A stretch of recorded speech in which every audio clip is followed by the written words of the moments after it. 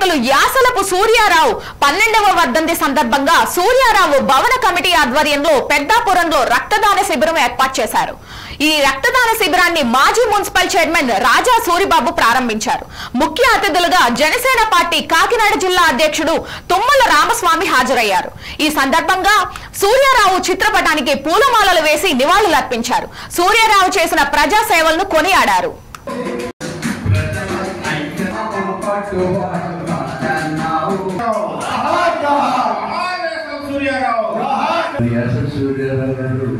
గురించి మనందరికీ కూడా తెలిసిన విషయం. మనం ప్రత్యేకంగా చెప్పుకోవాల్సిన అవసరం ఏంటంటే ఆయన చనిపోయినా కూడా మన అందరి గుండెల్లో ఆయన బ్రతికే ఉన్నాడని చెప్పేసి ఈ సందర్భంలో మనం ఏంటంటే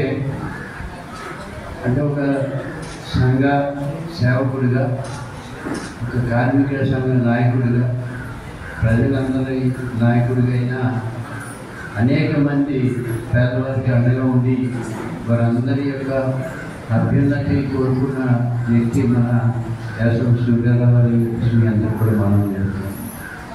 మరి పార్టీలకు అతీతంగా అందరినీ కలుపుకొని ఆయన ఏకైక లక్ష్యం ఏంటంటే పేదవారికి మనం అండగా ఉండి పేదవారికి సాయం చేయాలని లక్ష్యంతో ఆయన జీవితం అంతా కూడా పేదవారికి అంకితం చేశారు.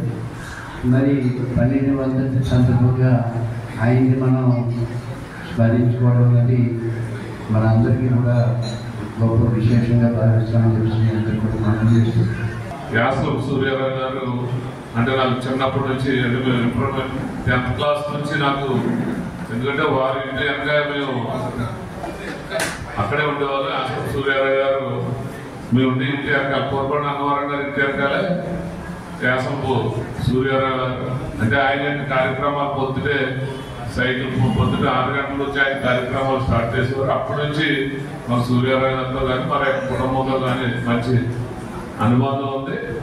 అలాగే పెరిగిన తర్వాత కూడా వారి యొక్క సేవలు కానీ, ప్రజల కోసం పోరాటం చేసేటువంటి విధానం కానీ, ముఖ్యంగా ఈ వరాలేపేటలో ముఖ్యంగా వారు ఈ సిపిఎంకు సంబంధించి మంచి యువకుల్ని సూరిబాబు గారు కానీ, క్రాంతి కానీ వారి యొక్క అడుగుజాడల్లో చూసుకుని వారి ద్వారానే అందరూ ఈ మండలంలో కూడా ఒక టీము సిపిఎం కమ్యూనిస్ట్ పార్టీకి సంబంధించి ఏదన్నా వారు ఏర్పాటు చేసింది అనేటువంటి సందర్భంగా మనం గుర్తు చేసుకోవాలి.